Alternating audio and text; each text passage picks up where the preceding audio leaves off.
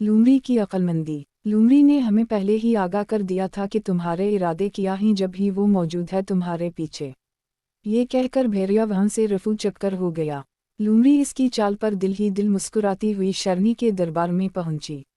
लूमड़ी को आता देखकर शरनी अपनी कछार से बाहर आई और बोली, कहो लूमड़ी कैसे आना हुआ। लूमड़ी अदब से बोली, ए जंगल की मलका, जान की अमान पाऊं तो कुछ अर्ज करूं। शरनी बोली, हाँ क्या कहना चाहती हो कहो।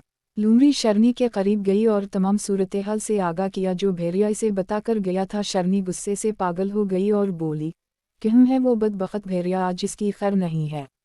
लूमड़ी जल्दी से बोली, मलका आलिया, गुस्से से नहीं समझदारी से काम लीजिए, जिस तरह वो हमें लड़वाना चाहता है हम इसको सज़ा उसी की तरह चाल के जरिए देंगे। शरनी बोली, वो कैसे। लूमड़ी करीब जाकर शरनी को सारी बात समझाकर वहां से चल दी। रास्ते में एक शिकार किए हुए हरन के खून से अपना मिना आलूदा किया और भेड़िए की तलाश में निकल पड़ी।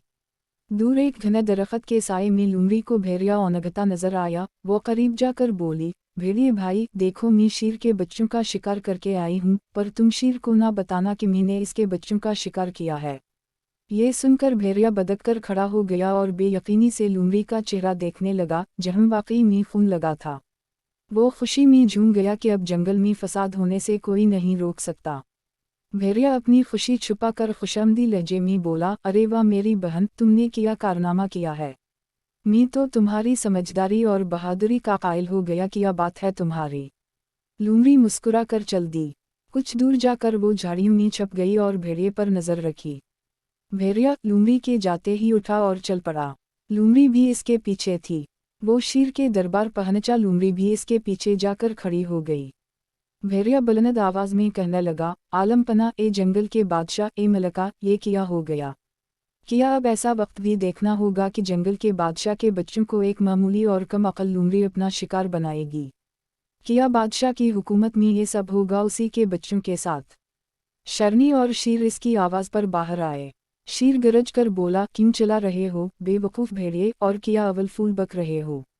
भेड़िए ने जब शीर को गजबनाक देखा तो इसकी घगी बंद गई रोती सूरत बनाकर बोला, बादशाह सलामत, लूमड़ी ने आपके बच्चों का शिकार कर लिया है, मैंने खुद अपनी आंखों से देखा है। इसे सख्त से सख्त सज़ा दीजिए आप। शरनी आगे बढ़ी और बोली, हमारे बच्चे तो जिंदा सलामत हमारे पास हैं, मगर अब तुम नहीं बचोगे मेरा शिकार बनने से। तुम्हें सज़ा मिलकर रहेगी। गलत बात करने पर, लड़ाई करवाकर जंगल का सुकून बर्बाद करने पर और दो लोगों में गलत फहमी पैदा करने के जुर्म में। लूमड़ी ने हमें पहले ही आगाह कर दिया था कि तुम्हारे इरादे किया ही जब ही वो मौजूद है तुम्हारे पीछे।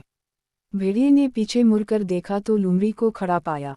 वो समझ गया कि इसकी जंगल में फसाद करवाने की साजिश नाकाम हो गई, इसलिए अब भागने में ही खैरियत समझी। वो सरपट भाग लिया। इस तरह लूमड़ी की अक्लमंदी से जंगल का अमन बर्बाद होने से बच गया। प्यारे बच्चों, इस कहानी से हमें ये सबक मिलता है कि कभी भी किसी की बातों में आकर कोई कदम ना उठाएं जब तक कि अपनी आंखों से देख ना लें और कानों से सुन ना लें।